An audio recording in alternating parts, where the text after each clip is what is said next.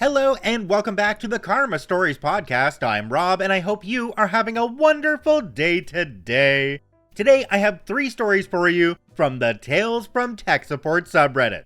The Karma Stories podcast is published to all major podcasting platforms, and you can also read along on YouTube under our @Karma Stories podcast handle. If you have a story you'd like to share with the podcast, you can email it to us at karmastoriespod@gmail.com. Alright, on to today's stories. Let's get our nerd on. This story comes to us from The Chunky Monkey. MFA prevented me from working. MFA, multi-factor authentication, has been pushed out all throughout the company, and emails went out starting August 1st with video instructions included if the slides were too difficult. Even if you still struggle, you're free to give us a call for assistance. Even then, if you can't figure it out, we book you an appointment to come into the office and set it up for you. Easy day today working from home, and a user calls.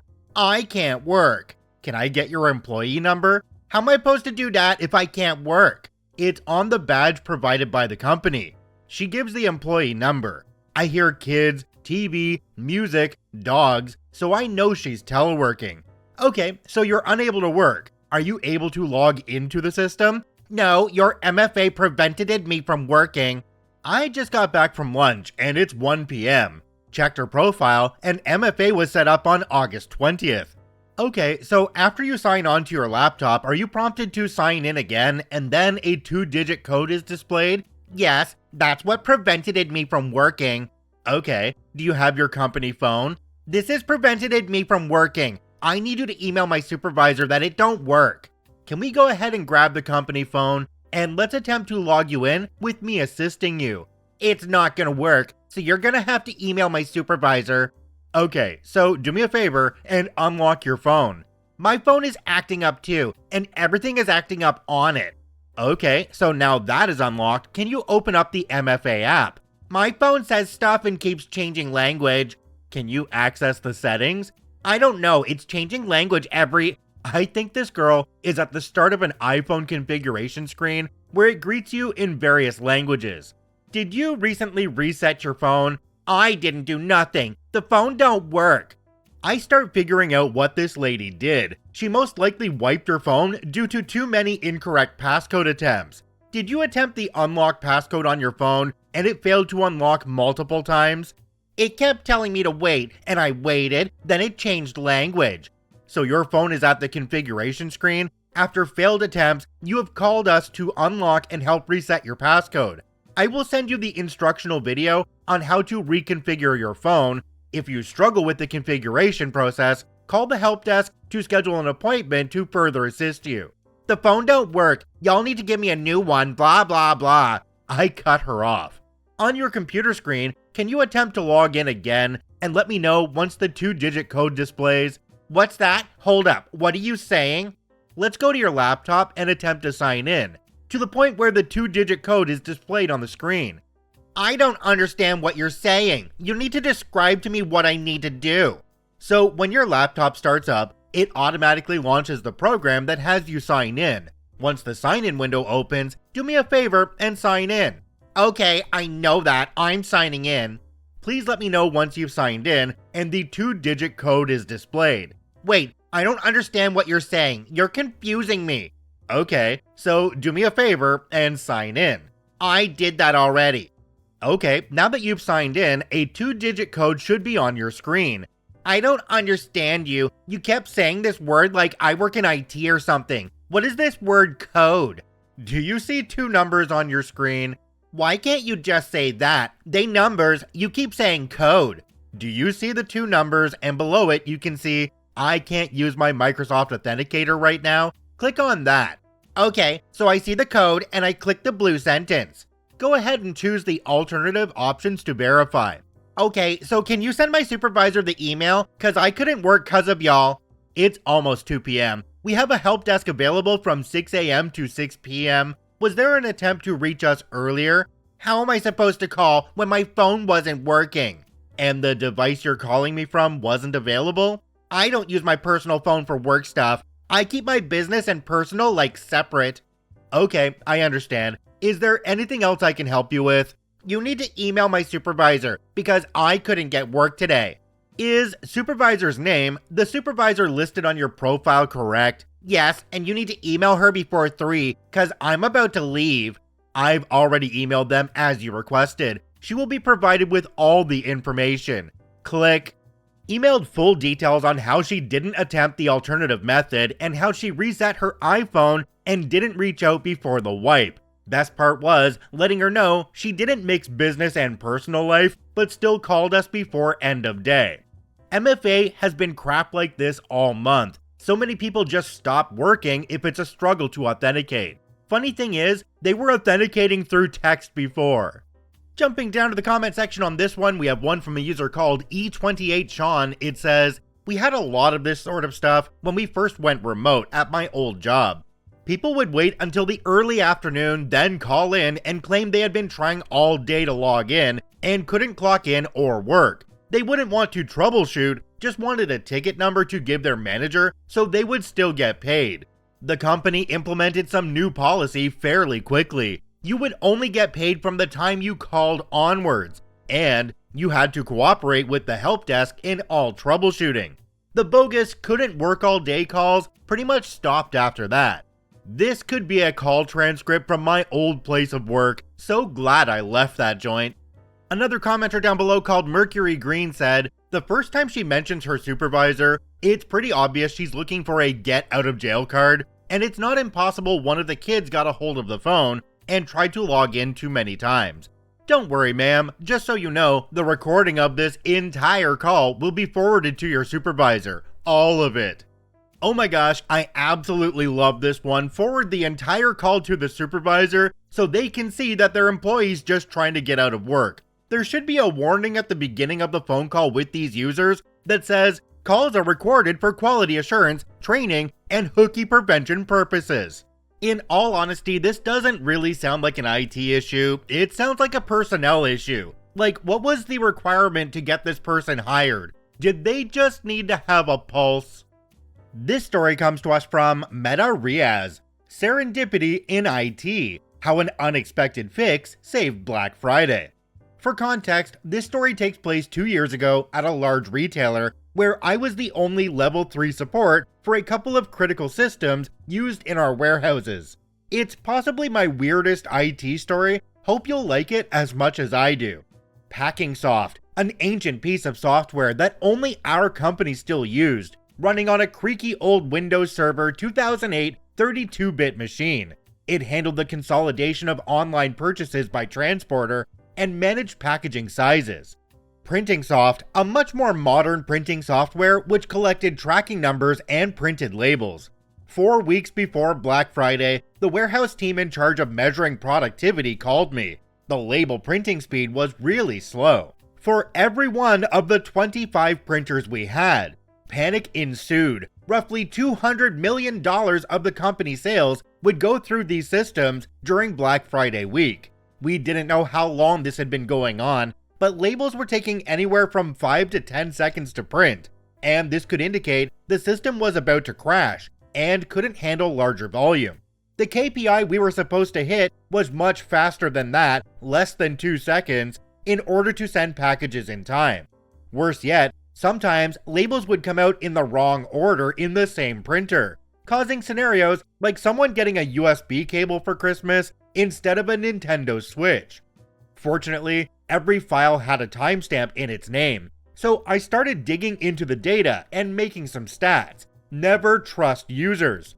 The graph that emerged didn't look like a bell curve at all, and sadly, they were right about the slowness. It was completely flat between 3 to 9 seconds, which told me this was a totally random phenomenon. I was a bit stumped and started digging. The setup was pretty straightforward. The ancient PackageSoft generated XML files on a shared network folder, and then PrintingSoft grabbed them and printed the labels. Everything was on-premise, so I had full access. Thankfully, the issue was also happening in the test environment, so I could experiment without risking production. Over the next days and then weeks, I tried everything I could think of. I checked with both software support teams to see if they could help. Spoiler, they couldn't. I tweaked PrintingSoft to grab files 4 times a second. I used Unlocker to see if some process was blocking the files. I asked the network team to check for lag between the 2 servers. I had the sysadmins double the RAM on the server. I rebooted the server 8 times.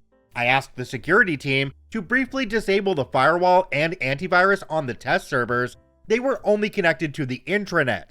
I hosted several meetings with everyone involved to brainstorm solutions. Nothing worked. Only 3 days left, and I was running out of ideas and time. Having to report to higher-ups daily didn't help feeling confident. Finally, I decided to try replacing the name of the server hosting PackingSoft by its IP address in the PrintingSoft settings to point directly to the shared folder. It didn't work at all in the test environment, but I figured maybe there just wasn't enough data in test to see the effects on the average time, and it couldn't hurt.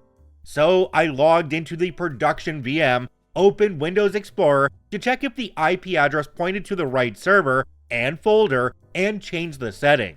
The next day, everything was fixed. Printing took an average 1.2 seconds. The warehouse manager and my manager's manager personally congratulated me, but I wasn't satisfied.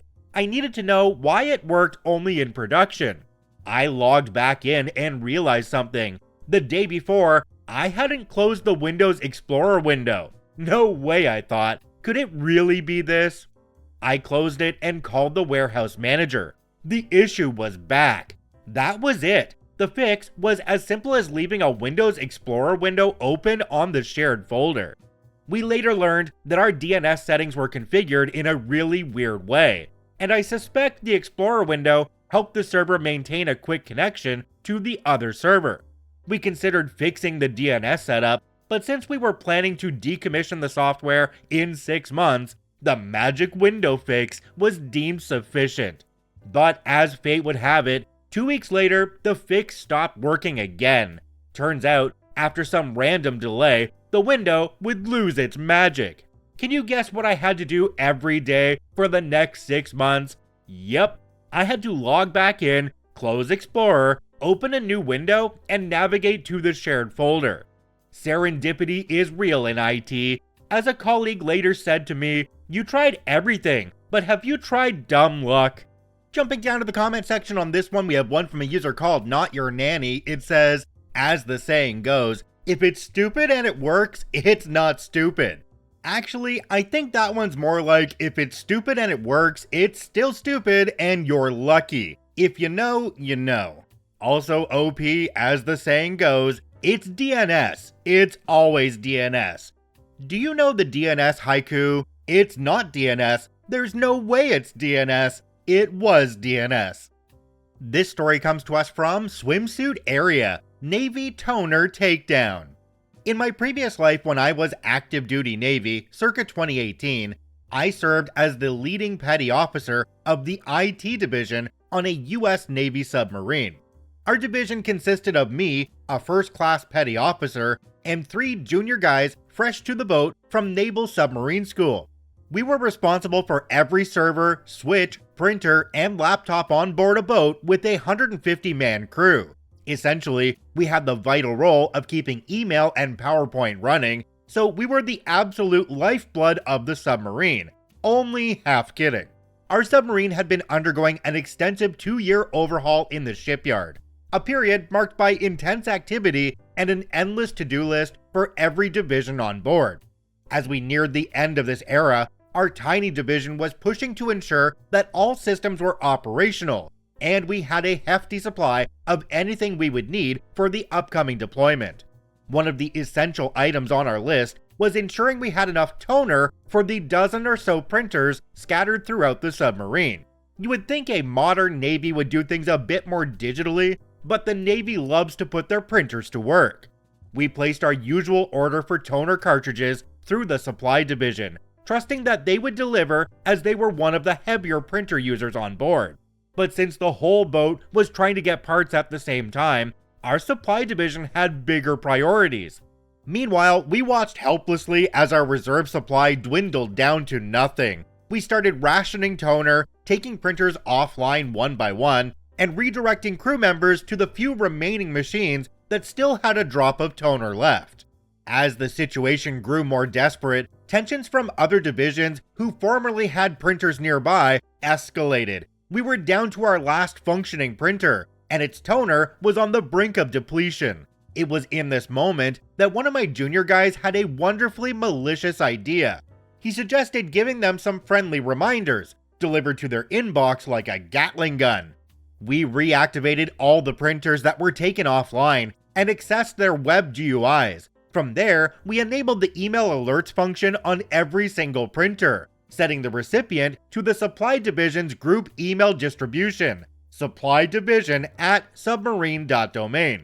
We sat back and waited patiently as all members of Supply had their email inboxes bombarded with hundreds of notifications, each one a loud digital cry for toner.